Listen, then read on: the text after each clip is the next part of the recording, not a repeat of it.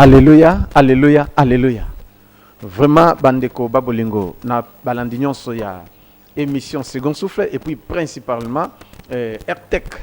Vraiment na lobby mbote na bino na kombo na Yesu Christo. Na lobby otutu libako malamu ndenge botie RTEC et puis boye tie lisusu émission oyo second souffle po bolanda yango. Okozala décité na peu de temps okosepela. Yango na zolo banayo ko changer na chaîne s'il te plaît. Donc peu de temps okosepela. Na pesi bato a Brazzaville mbote 24 communions surtout à Kinshasa mbote et puis bana ya mema mbote mingi bisika bozali loboko na nzambe za nabino na lobi second souffle ezinge souffle sikoyo pe osepela parce que sa volonté nzambe loba amen ndeko fa passer to lobaki sur la transition mais les loto ye na thème mususu toujours second souffle mais du moins sous thème on nzambe inspiré pour to partager na peu de temps penzambe a visiter yo ezali nini Jardin d'Éden. Donc, jardin d'Éden. Alors, bien aimé, volonté en Zambé et Zalini ni pona mutu. Pona yo mutu zo vivre lelo. Papa, maman, ndeko moi c'est pas mobali. Landanga bien. Nalobi volonté en Zambé pona yo et Zanini. Volonté en Zambé pona yo et Zaliete. Yo ont mené une vie paisible et heureuse ici sur la terre. Et puis, aux vie éternelle. C'est ça la volonté de Dieu pour l'homme. Nzamba lingi mutu a vivre bien ndenge moko nzambe azo vivre bien nzambe lingi mutu a salami na image na ye pe na ressemblance na ye a vivre bien mais lelo zo vivre bien te tala bien vie na yo toujours ba blocage toujours bitumba toujours lelo kwe lelo betelemi lobo kwe vie ezo marcher te osala mombongo mabe esimbite osala boy mabe ozaki musala ya bien mais tala siko musala ebebi kaka bongo oso comprendre te yo pe ozo sala mais bando banda ko sala nano sepere na musala na te yo pe banda obondela nzamba peso libala tilelo kimeza na libala no te utikala ko sepere na libala te tilelo bitumba na bitumba yo pe moto peut-être ozo lukanyo sonde tukuta na tata moko ti banda asala mbongo consomme na balate alukandingo sabalo mesimba katema bale simba kate osomo est-ce que c'est la volonté de Dieu à la bongo donc tu bondeli ndele lo siko papa bali pour vous dire que Dieu sa volonté est que toi tu mènes une vie paisible et heureuse ici sur la terre et que tu ailles la vie éternelle. C'est pourquoi nzambe inspiré biso teme oya jardin d'Éden okotu nanga jardin d'Éden ozwango wapi mais tika totanga na Bible comme ça tu partager na peu de temps pe nzambe a visiter toujours Bible na biso na mukanda ya Ezekiel. Mukanda ya Ezekiel na chapitre 36. Ézéchiel chapitre 36 verset 33 à 36. Na bandeli Ézéchiel chapitre 36 verset 33 à 36 et le Biboye ainsi parle l'Éternel le Seigneur. Le jour où je vous purifierai de toutes vos iniquités, je peuplerai les villes et les ruines seront relevées. La terre dévastée sera cultivée, tandis que les terres désertes aux yeux de tous les passants. Et l'on dira, cette terre dévastée est devenue comme un jardin d'Éden. Et ces villes ruinées, désertes et abattues sont fortifiées et habitées. Et les nations qui resteront autour de vous sauront que moi l'Éternel, j'ai rebâti ce qui était abattu et planté ce qui était dévasté. Moi l'Éternel, j'ai parlé et j'agirai là-bas. Amen. Voilà, yomotozola nanga osa branché, na sengibo ko changer nos chaînes té. Na peu de temps, nzamba ko sepelisa yo. Na peu de temps, na une minute seulement, nzamba ko sala ba grande chose ko bouleverser vie no mobimba. Yango ozoyo ka volonté nzambe aw. Abandi ko loba boye nzamba lobi nini?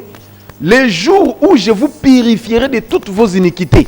Mukolo nzambe akolongola masumu na vie na bino. Mukolo nzambe akolongola akopurifier pour ko koma saint.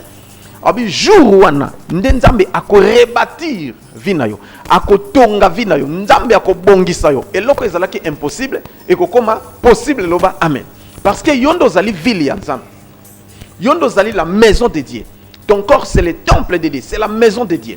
Dieu est pour ton corps et ton corps est pour Dieu. Ce n'est pas pour les vêtements ni même pour les aliments, mais ton corps est pour Dieu et Dieu est pour ton corps. C'est pourquoi ton corps nzamba bengo ezali ville ya nzambe zayo.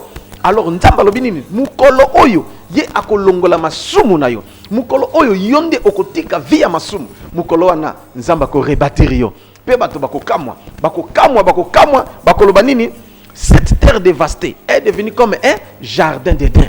Pourquoi se référer à jardin d'Éden? C'est là où vient notre thème parce que na jardin d'Éden mutu azanga ke lokote tant nzamba salaki mokili partout nous étions zalakité et là comment que zalakité mais dans le jardin de Dieu tout était là.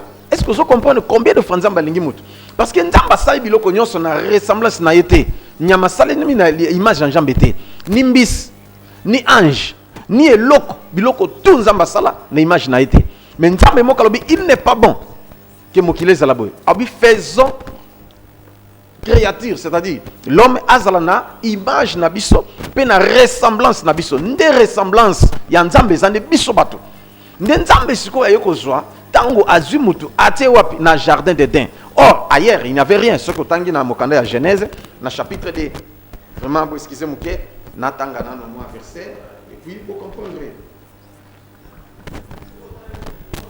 Genèse chapitre 2 ce que tangi banana verset 4 puis kititi na 17 totanga nyon sauté Bobby voici les origines des cieux et de la terre quand il fut créé lorsque l'Éternel Dieu fit une terre et des cieux et aucun arbre des champs n'était encore sur la terre. Oyoki donc attends c'était mokote ezalaki na mokili et loko mokote ezalaki donc nzambe ayeko sala mutu tango asali biloko nyonso ayeko sala banyama banini tout et consort mais ezalaki na no vide ezalaki na no kab mutu e bongo kaka mais nde nzambe ayeko sala ni tango asali mutu nde azwi banzete o déjà c'est comme là ezana bambuma azwi banyama azwi ba or ba diamant biloko tout ba matière précieuse atient na jardin d'Éden que mutu azala wana a cultiver alia bien alata bien amela bien azala na vie bien lo ba amen azangelo côté mais lolo tala na vie na yo mutu a perdre et loko nzamba tiaki à cause du péché quand l'homme a péché nde a perdre biloko nyoso twana bonheur nyoso twana kei mais nzambe aye atiki mutu bongo te aye kolanda toujours mutu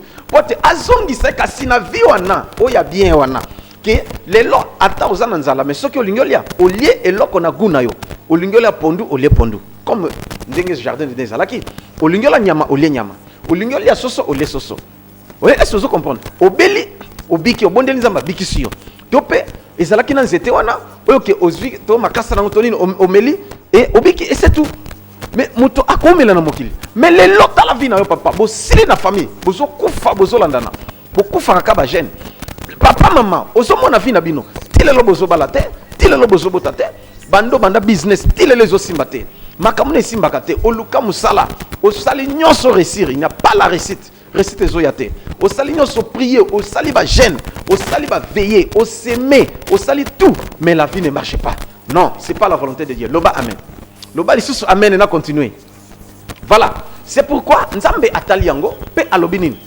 alobi les jours où je vous purifierai de toutes vos iniquités je peuplerai les villes désertes et seront rebâties yoka volonté nzambe nazo continuer nzambe alobinini et l'on dira cette terre dévastée est devenue comme un jardin d'Éden et ces villes ruinées et abattues sont fortifiées et habitées et les nations qui resteront autour de vous sauront que moi l'Éternel j'ai rebâti ce qui était abattu et planté ce qui était dévasté. Moi l'Éternel j'ai parlé et j'agirai là-bas. Amen.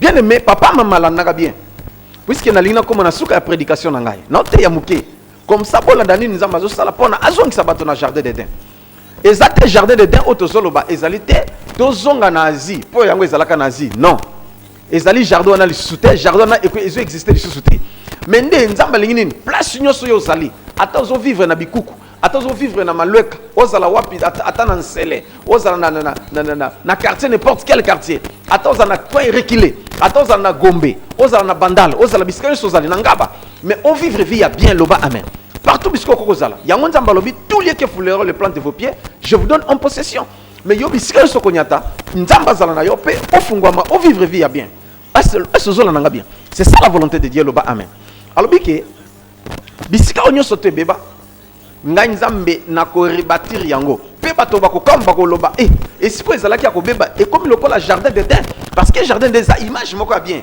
il y a luxe yango qu'est-ce que les jardins c'est un terrain généralement clos où l'on cultive des végétaux utiles voilà par définition un terrain généralement clos où l'on cultive des végétaux utiles et Éden c'est le lieu de délices est-ce que vous comprenez ce que donc Éden ezali esika ya kitoko et puis jardin ezali esika moko propriété privée ya mutu OK atie clôture atie milona selon gunaye mais yo zali jardin ya nzambe nde nzambe sikoyo azobongisa yo pour que yo ozala bien o mene vie ya bien mais tala sikoyo vie ezo matin pourquoi nde nzamba pesi biso mission na second souffle afin que essouffler ozonga sikoyo na vie ya bien o mene vie ya bien loba amen.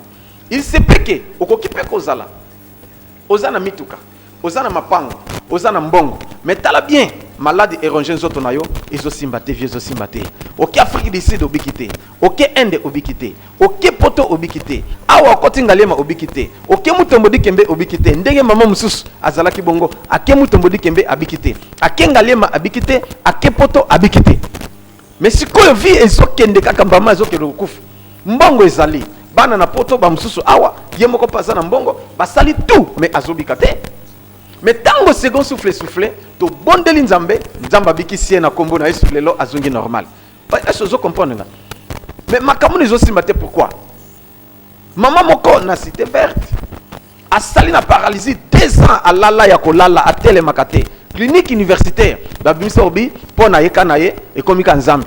Po ba mekinde nyos. Pas même une chaise roulante mais à lala kande na ya kolala. De mu kongo nyonso e poli. Kole isaye kaka kole isaye ko sukola ye makamuni sotuka wana ezala tout ausala kawana donc maman zo souffrir mais tango alandi azala kina mona na mwasi abi formé numéro 1 benga musala nzambo wana abengi kaka ndingo zotala biso et tango to prier telema tambola pe maman telemi sur pas tamboli pe ba ye tin église ba ye ko témoigner ba merveille nzambe c'est grand souffler voilà les jardins de Dieu pour nzambe.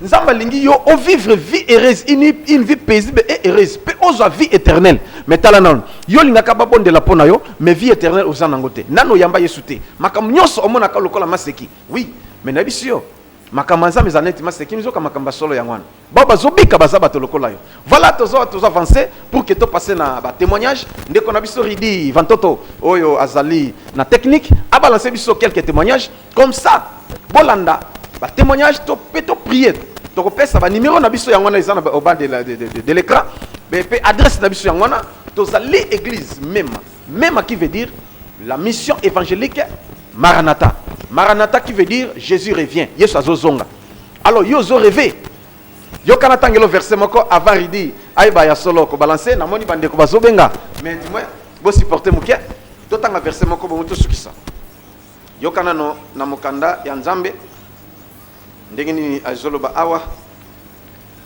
Ecclésiaste chapitre 8. Bon, je suis très en colère, mais une colère sainte. Ecclésiaste chapitre 8 verset 9 et le Bible. J'ai vu tout cela et j'ai appliqué mon cœur à tout ce qui se fait sous le soleil. Il y a un temps où l'homme domine sur l'homme pour le rendre malheureux. Est-ce que vous comprenez? Oui, que ezalina temps oyo mutu azo dominer likolo ya mutu pona a rendre ye malheureux. Bien aimé, watala kanda oyo ngande yangwana. Ezalina batu o bazali ko rendre baninga bango ba malheureux. Ozali chef, ozana entreprise, ozolinga baninga ba bongate. Kaka yo moko lia kambongo, futa batu zo futa te. Baninga bazozwa te mission de service. Otsaka bande kono zo tsaka bato bakala. Na yebisio nzambo confondre yo. Oza chef de famille. Mais ozo torturer bato, ozo linga bato ba bongate. Oza lindoki, okangi bato, okangi bana, okangi nyosotu, yo moko zo bonga pour que baninga mso ba bongate. Na ebisio lelo, c'est gros souffle ozo souffler, c'est pour détruire toutes les œuvres du diable. Na batu mabe, na misala mabe nyosotu ezobeba. Loba amen. Papa ko regretter te, ataba kanga ba chance na yo. Lelo, nzamba zo se manifester. Voilà ridi vantoto. Ah, oya zali na technique. Aïe bah solo ko balancer quelques témoignages na moni aza prêté ya solo nazo continuer na lobi que église même yango sikoyo tous les lundis eza ba prière ya délivrance pe ya guérison miracle ndeko ozo rêver ko rêver te benga bisoto ko prier ko mona lobi tous les lundis de 18h à 20h30 ezala kaka prière ya guérison miracle pe ya délivrance pe ya second souffle et le mercredi et vendredi to yambaka 13h 16h 17h à 19h, maman, papa, c'est la prière. C'est la prière. Atat na 13h. Beta tour. Yaka 17h. Au mona makambo. Ba balancer quelques témoignages. Bongo, to ba kozoyango. Peto pesa accès na ba téléphone. To prier nzamba big sabino. Voilà, c'est parti avec Ridi Vantoto.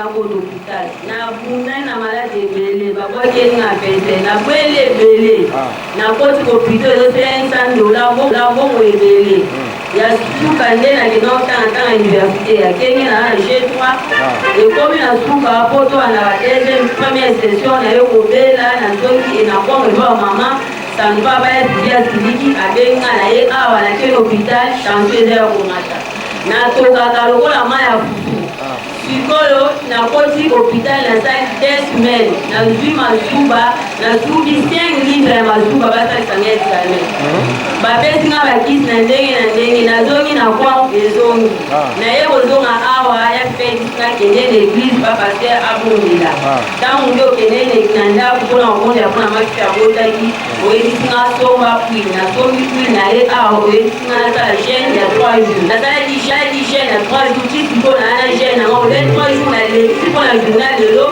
na ko bati l'eau di bon na kopia osali bonisi na sala bonisi pour la nzambe na ka na zo mo na koto kesa sute malade kini eke na o bana za haleluya tala na emission wana akati mukuse mais abelaka o tension o kamale ka ya grave hôpital bakota ko hôpital minene mbongo dimba ya ndenge osakana te mais banda tobondelaki pénaliste a gêné amele sollicité makambo nyonso mpe échanger donc émission ekoti kotoko lokola mai lokola batoxi nzungu na moto eza te vertige mpe eza te tension mpe eza te eloko moko mpe eza esu te alleluya balia bakasambe eske tokoki kobetela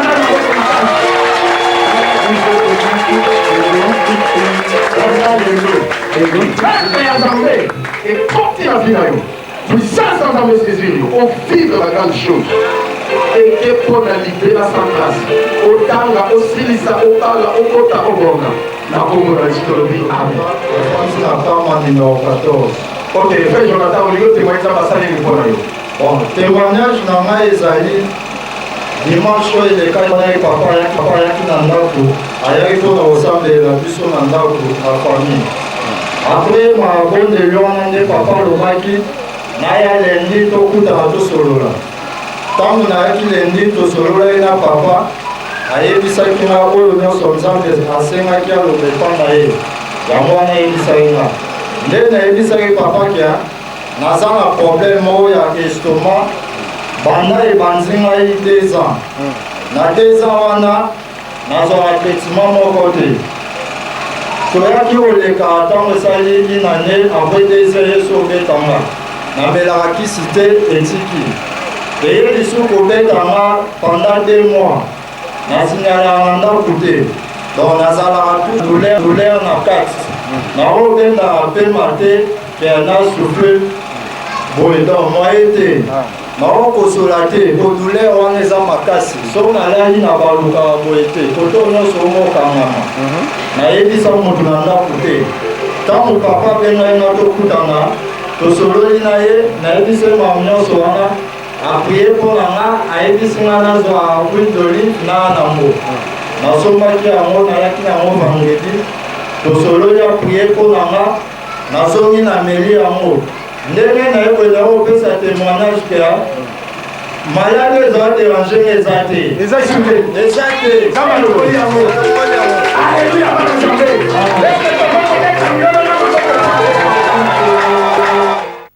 ozolanda papa mama na obi ozolanda bien omoni moto wana ser wana liboso wana aza infirmière aza na kenge na bandundu na zela bandundu bapangi na beto boyebi kenge ndenge ezali mais moto auti kenge ti aye awa na Kinshasa puisque ameki kuna esimbi te pe aye awa tango aye awa ke Emeraude boyebi hôpital Emeraude place eza et puis asali nyonso basali nyonso ndenge esengi basala moto abikaka te. Et plusieurs fois, ba maladie grave, ba tension, ba diabète, ba nid, ba maladie belé o yazalaki na on autres. Et aussi la tête. Mais tango yaya na ye, nde aye ayebisi que non, kende dans l'église wana. To sambela, nzambo bikso, aye to sololi, to prier et nzamba bikisi na ba tension, ba diabète, maladie nyonso yazalaki na autres et kei. Et mutu abiki nde to solo asia zonga ne kenge et aso continuer vivre paisiblement. Voilà la volonté de Dieu izaleke. Yo on mene vie bien. Oza vie éternelle parce que c'est on assemble là andimela yesu lokola mokonzi pe mobikis Mais tanano makambo ezo salama oyo bando sama na zoto na. Il a 20 ça ne va pas. Il y en a eu délivrance. Oana mususu frère wana. Ozomon aza mwana ya pasteur. Mais abela gastrite et ronjaye mutu moya lia ezate mo soki alali boye mo abaluka ezate pour ba douleur moko ya pasi ya osakana te. Mais ngana kenene ko rendre bango visite na ebaki te maladie. Mais tant to komi to sololi na bino yaka na église to sololi. Tango aye to sololi. Papa maman na biso nzambe ne muta inspiré puisque eza nzambe salabo to bondeli pa esili tilelo maladie gastrite esila elimwa esila histoire enterrée. Alléluia. Na bi c'est gon souffler au vivre jardin d'éden. Ndeni ba yiba koka kambongo. Ndeni yo mbongo bunga kaka. Ndeni yo ba promettre ko ba réaliser kate. Ozwaka ba promesse non réalisée, ba rendez-vous manqué. Mais finalement ko vivre ndenge nini? Papa maman na lobi boy ozolandanga vie ezo simba te. Bozana famille bino to ba sentaka bino kaka. Et ça normalité. Papa oboti bana na yo tilelo ozobokola ba koko. Hein? Mais ozo futela ba ofuteli bana ba minerva ba nin tout mais retour ezate. Yo ana pe ki mokole bandiko ya. Nana ko sunga yo papa. Les enfants, Psaume chapitre 127 lobi, les enfants c'est un héritage que Dieu nous donne. Mais ce qu'il y a un héritage des Zako beba ko pola. Voici le moment favorable. Yakana banana yo. Ndenge papa moko na rompo ngaba. Ayakina yena banana basi. Yeso yo 4 bana basi. Moko azana bana 5. Moko azana Angola. Abala kapete. Mabala nyonso akota ke beba kaka. Boyawa kaka yaka to fanda boti mobala boye. Azongi papa bani ko za charge. Mais bokolanda témoin Joana mikolo mususu. Papa yena bana to prier. Nzamba fuli oya Luanda bali légalement. Bon on a 4 ba bali bango nyonso. Papa yazo témoigner zolela. Papa mama na lo biboye. Ah ridi balancer sous témoignage mususu bongo bana nzamba ba sepela. Et puis toi ba ko pesa accès. Adresse na biso na ba numéro de téléphone bo benga to prier pe boya to kutana. Nzamba se manifester. To sengi mbongo te, to senga présence na appel na yo. Voilà, c'est parti avec Ridi. Papa nzambe asali minene kati na ngai parce que to vana quand to banda ki prière ngai na banda mo na ngana yo ba kabete oyo ba kabete na banda sina solo ni tambo ko papa usoi sana na aka kana yena prière na vandi le batindi nguya molimo santo na moni lokola kake na bana bota mana na yo kaka ndengo yake na yo kana ba kake me kako ebeti na matoe nanga na yebite en tout cas suka eza penzale sikoyo na komo yoka eza na musika na minito de mato efungwa minyo tedi na komo yoka bala moko kaka na na koya ki wana yo kineti kake na nzoto na bidoko yosa nzoto na ngai elembaki deka na fandi na lala ki mato isiko nyoso oyoki clair nyos na yoka clair ata mutalobi na se ozoyo nazoyo zala na me yo répéter makambo na zolo na yoki papa nalobi nini olobi ya solo yoka siko ngoko na ngai za kokale olobi na ngai bonjour ça va bien amen alléluia bana nzambe nani mokonzi nani nzambe botala mama wana autaki senso ayokaka te. Mais tala na makambo esalami litoi moko ayokaka te e ayokaka te. Mais litoi moko nde ayokaka me ya mukie. Okolo bane likambo bazoyoka ti fo ganga makasi pona litoi moko mususu wana ya mukie ayokaka mukie ayoka soki te ayoka nete. Mais to tie liboko te s'il vous plaît. To yebaki pete kana yo wana. Mais tango to prier to vito senga nguya na nzambe kita mutu nyonso azalia wanguye simba ye. Soko ozana problème oza solution oza malade guérison kota. Tango to bondeli mama kwe parte ayoki ko kake localité débouché pouf. Atelema lito ayoki matonyo surtout clair. Bino moko bomoni. Mama ayoki clair et net. Atalobi na se azoyoka pour vous dire que ezabisote. Papa maman ozomona nzamba lingi yoza la vie ya bien ozala en bonne santé. Ya ngwa lobi que je souhaite que tu prospères à tous égards et que tu sois toujours en bonne santé comme prospère l'état de ton âme.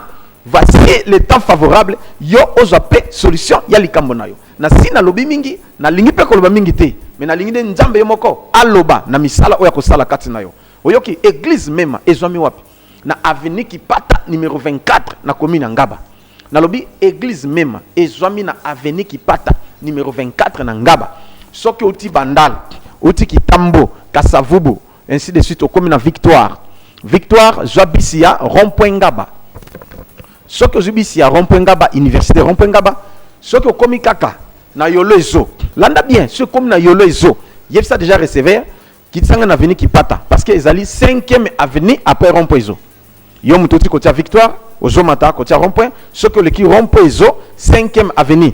Ce qui va quitter sur 4 côté Ngaba. Parce que qui pata, ils allaient na Makala, ils allaient na Ngaba. Référence avenue Mounene qui quitte na université au Kokitapiana, au Tuni avenue qui pata, ils allaient Pinangaba. Au 4 face Ngaba, numéro 24 au Kokuta Bissoana. Et puis, Bandeko Samonga Fula, Cité Verte, Campus, Livulu, Intendance, au commune Rond-Point Ngaba, au Zikaka Bissia, Yolezo Kapela. Ce que l'équipe commune Ngaba, ou l'équipe Petit Pont, qui pata, ils ont arrêt, ils ont pervenu. Bakitisio, Mbalamo Kokoti, qui pata, numéro 24, au Kokuta Bisso. Bandeko Nyoso ya Matete Kinsenso, au Zika Bissia, 15 Yolezo Kapela. 15 Yolezo Kapela. Ce que boleki 15 Bokourbe commune Ngaba, Petit Pont, qui pata, Bakitisio. Bande kunyo soya maluko omoni mutana uti kenge na bandundu.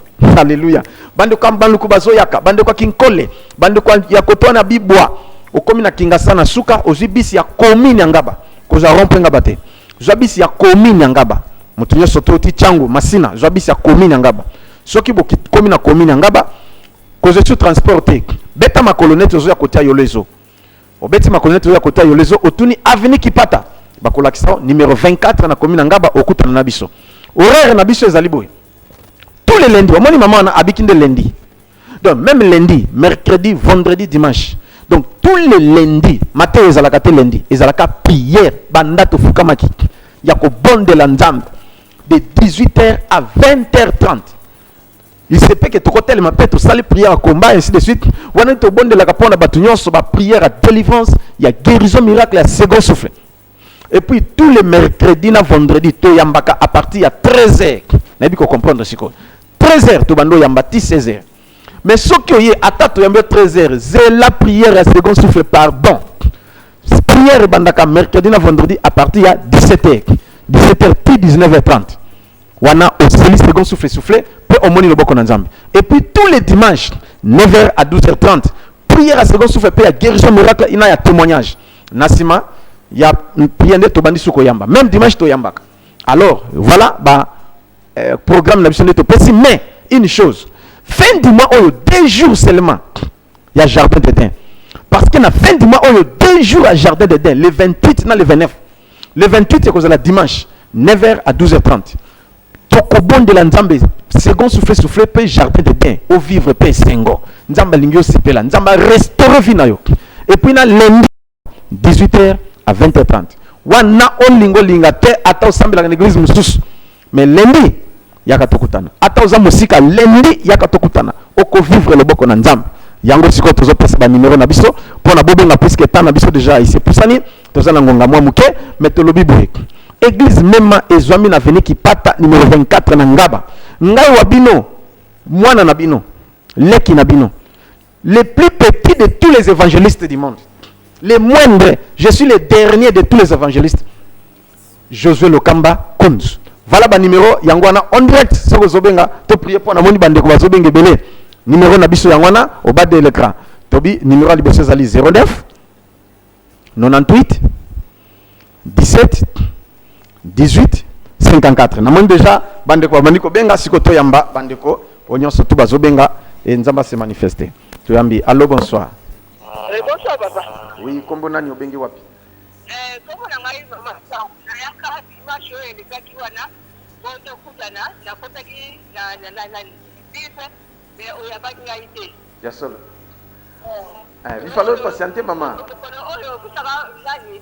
Mapa mapa ndo sakisi ndo tuna. Oh, tu sais sen. Ah. Ça va wana yaka kasi dimanche na ko yamba yo. C'est un problème. Mais c'est aux alarmes patience.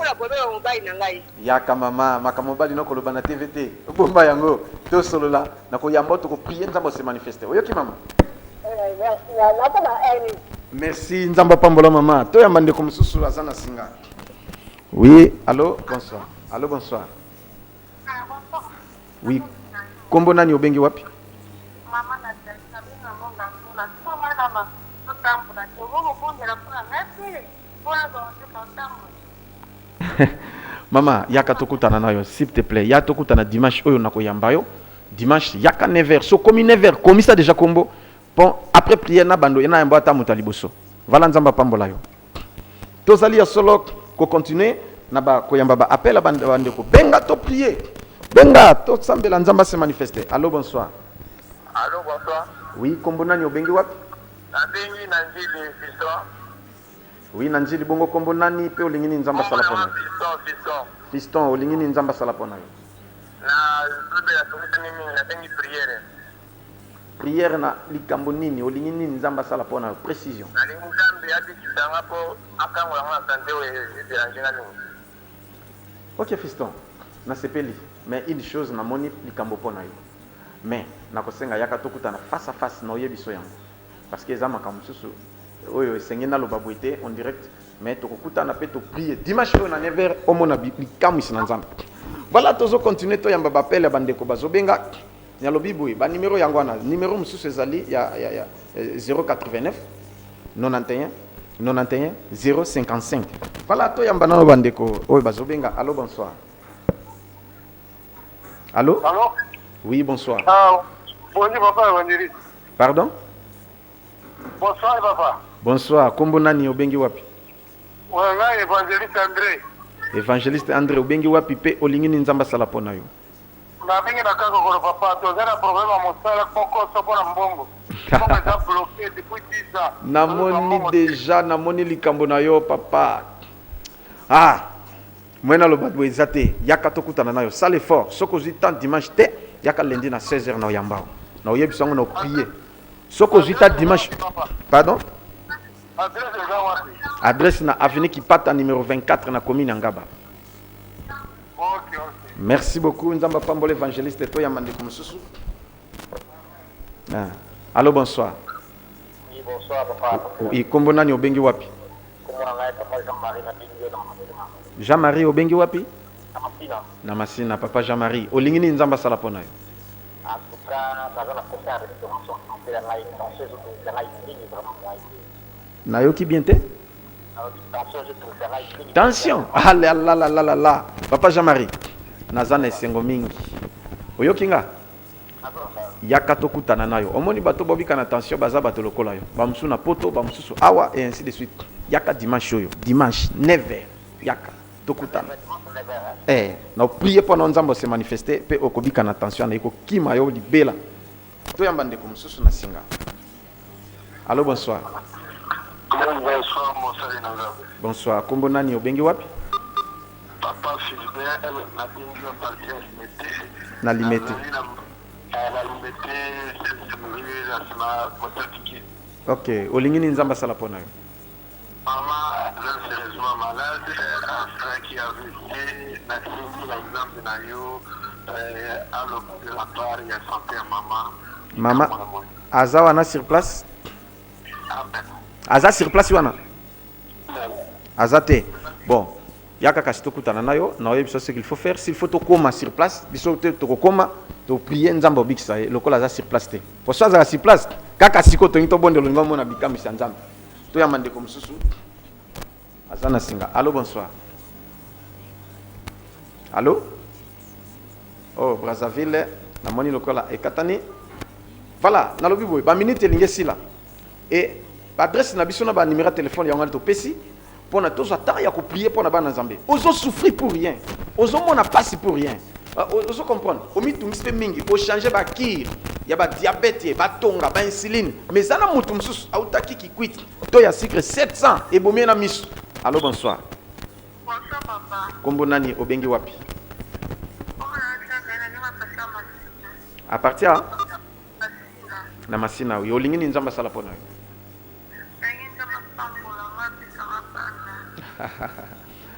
Merci beaucoup yaka dans tokutana. Ah nzambe la kisama makambe bele mais ce qui a permettre na loba na ko loba.